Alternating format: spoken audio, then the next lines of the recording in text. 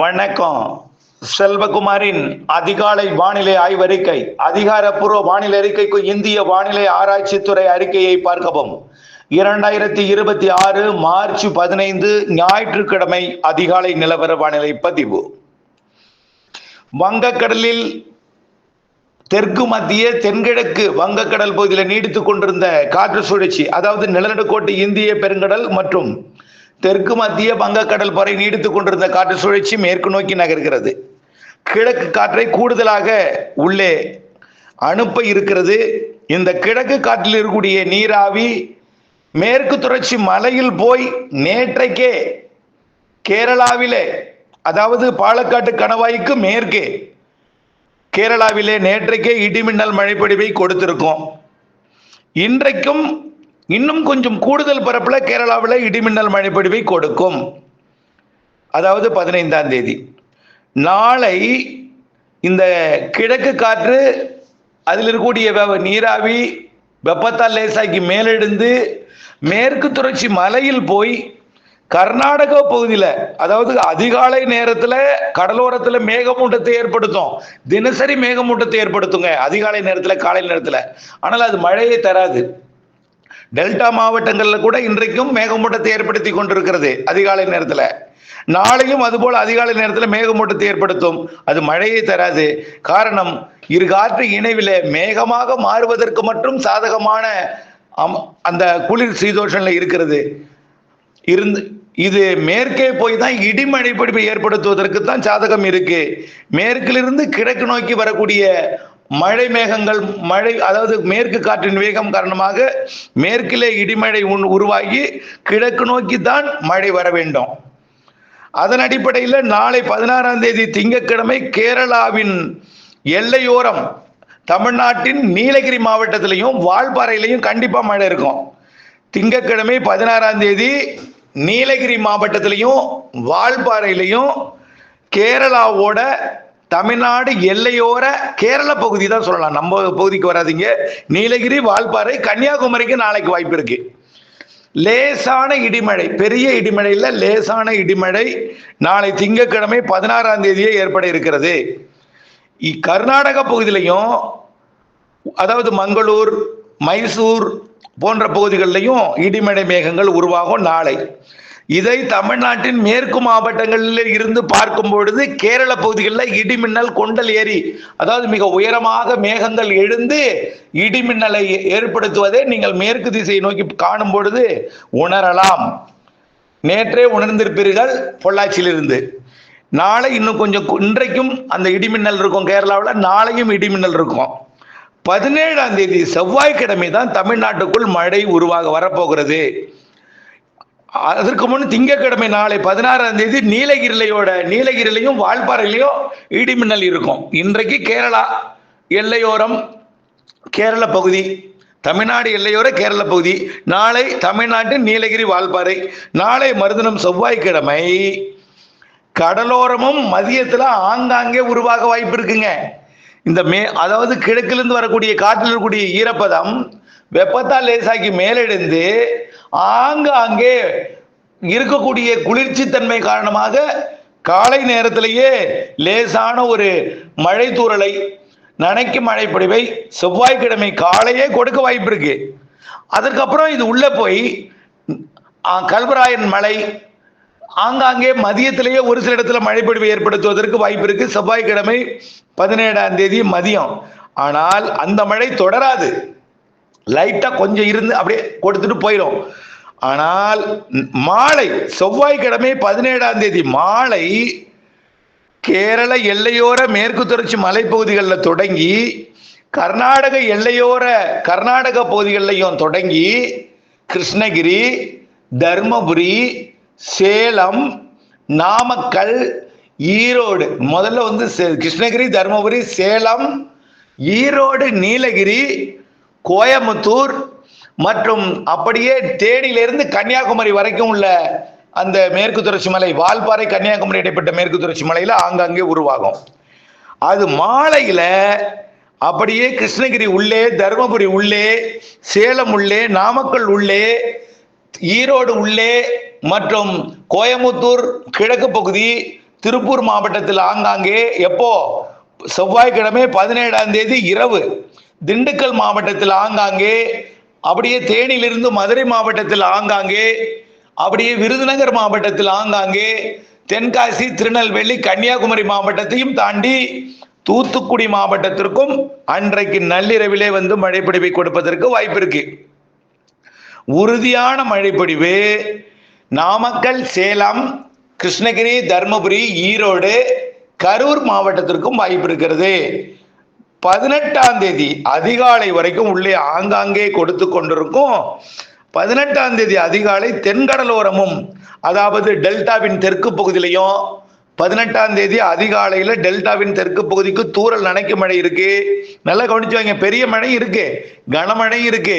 பெரிய மழைன்னா பெரிய மழை இல்லை, பெய்யக்கூடிய 18ஆம் தேதியை விட கொஞ்சம் கூடுதல் மழை. 17ஆம் தேதி விட கொஞ்சம் கூடுதல் மழை 18, 19, 20 இருக்கு. அதுதான் சொல்ல போறேன், கேட்டுட்டே வாங்க. 18ஆம் தேதி அதிகாலையில புதுக்கோட்டை, ராமநாதபுரம், சிவகங்கை மற்றும் டெல்டாவின் தெற்கு ஓரத்தில் லேசான மழைப்பொழிவை ஒரு சில இடங்கள்ல அதிகாலை நேரத்தில் இடிமின்னலுடன் கொடுக்கலாம். 18ஆம் தேதி மதியம் என்ன ஆகும்னா, மீண்டும் கேரள எல்லையோரம், கர்நாடக எல்லையோரம் உருவாகி, கர்நாடகாவிலையும் கேரளாவிலையும் உருவாகினு சொல்லணும்.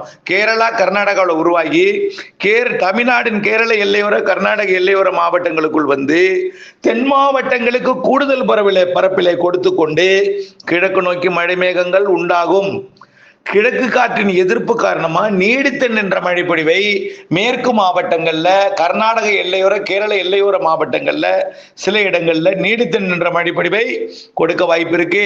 குறிப்பாக திண்டுக்கல் மாவட்டம், தேனி மாவட்டம் இடைப்பட்ட கொடைக்கானல் மலைப்பகுதியில நல்ல மழைப்பொழிவு தெரிகிறது. இது 18ஆம் தேதி புதன்கிழமை மாலையில கிருஷ்ணகிரி, தர்மபுரி, சேலம், நாமக்கலையும் தாண்டி டெல்டா மாவட்டங்கள் வரைக்கும் அன்றைக்கு நள்ளிரவிலே வந்து மழைப்பொழிவை கொடுக்கும். அப்போ வடகடலோரமும் கொடுக்கும். ஆக கிருஷ்ணகிரி, அதாவது கிருஷ்ணகிரி மாவட்டம் கர்நாடக பகுதியிலிருந்து கிருஷ்ணகிரி பொழிந்து திருப்பத்தூர், வேலூர், ராணிப்பேட்டை மற்றும் திருவள்ளூர், சென்னை, செங்கல்பட்டு, காஞ்சிபுரத்திற்கு பொழியும். அதே போல தர்மபுரி மழை தர்மபுரியில் இருந்து கல்வராயன் மலை தாண்டி திருவண்ணாமலை, கள்ளக்குறிச்சி, விழுப்புரம், செங்கல்பட்டு, புதுச்சேரி, கடலூருக்கும் கொடுக்கும். இப்படி நீலகிரி, கோயம்புத்தூர் மற்றும் ஈரோடு மாவட்ட மழை கரூர், திண்டுக்கலுக்கும் பொழிந்து திருச்சி, பெரம்பலூர், அரியலூர், டெல்டா மாவட்டங்கள் தஞ்சாவூர், திருவாரூர், நாகப்பட்டினம், காரைக்கால், மயிலாடுதுறைக்கும் கடலுக்குள்ளும் போய் அதிகாலையில கொடுக்கும். எப்போ?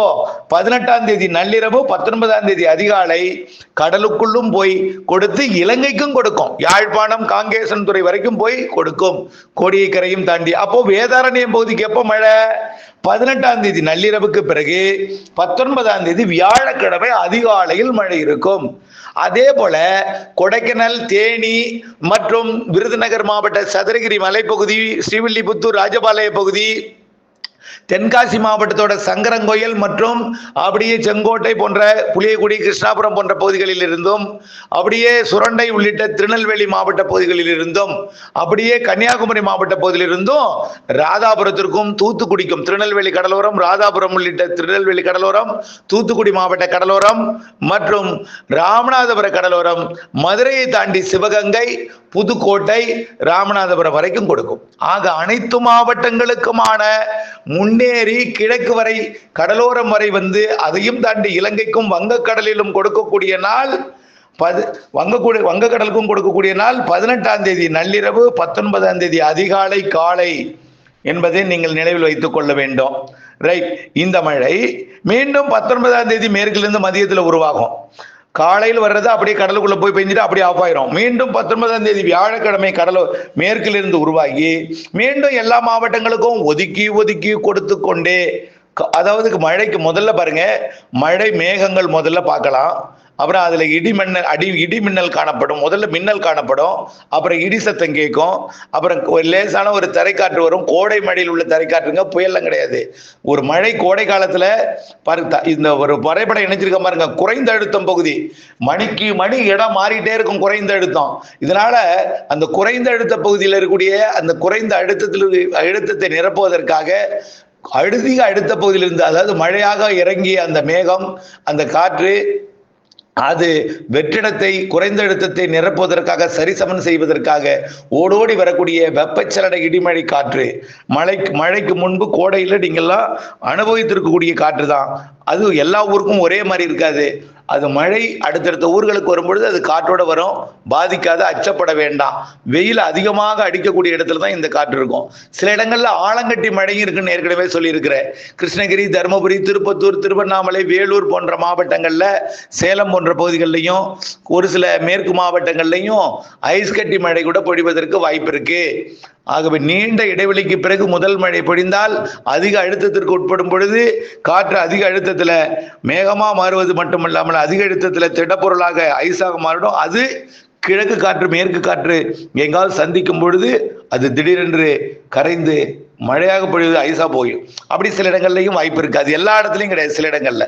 அப்போ இடி மின்னல், அப்புறம் ஐஸ் கட்டி மழை ஒரு சில இடங்கள்ல, அப்புறம் மழை. ஆனா நீடித்து நின்று பெய்யாது. உள் மாவட்டங்கள்ல நீடித்து நின்று பெய்யும். கடலோரம் வரும், அப்படியே பெஞ்சிட்டு போயிட்டே இருக்கும். அதிகபட்சம் அரை மணி நேரம், சில இடங்கள்ல உள்ள 2-3 மணி நேரமும் பெய்ய வாய்ப்பு இருக்கு. கிழக்கு காற்று தொடர்ந்து எதிர்த்துட்டே இருக்குன்னு வச்சுங்களேன், மேற்கு காற்று எதிர்த்துட்டே இருக்குன்னா சில இடங்கள்ல தொடர்ந்து மேக உற்பத்தி இருக்கும். அப்படிப்பட்ட மாவட்டம் எதுன்னு பார்த்தீங்கன்னா சேலம், நாமக்கல், கிருஷ்ணகிரி, தருமபுரி, கரூர், திருச்சி, திண்டுக்கல் போன்ற மாவட்டங்கள்ல ஓரிரு மணி நேரம் நீடித்து நின்று பெய்வதற்கு கூட வாய்ப்பு இருக்கு. பெரம்பலூர் கூட, இந்த கல்வராயன் மலைப்பகுதிகளில் கூட, அதை ஒட்டிய மேற்கு, கிழக்கு, வடக்கு எல்லா பகுதியுமே மழை வாய்ப்பு இருக்கு. அடுத்தது 19ஆம் தேதி இதே போல உருவாகி 20ஆம் தேதி அதிகாலையில் மழைப்பொழிவை கொடுக்கும். 21ஆம் தேதி தீவிரம் குறையும். 22ஆம் தேதி மேலும் தீவிரம் குறையும்.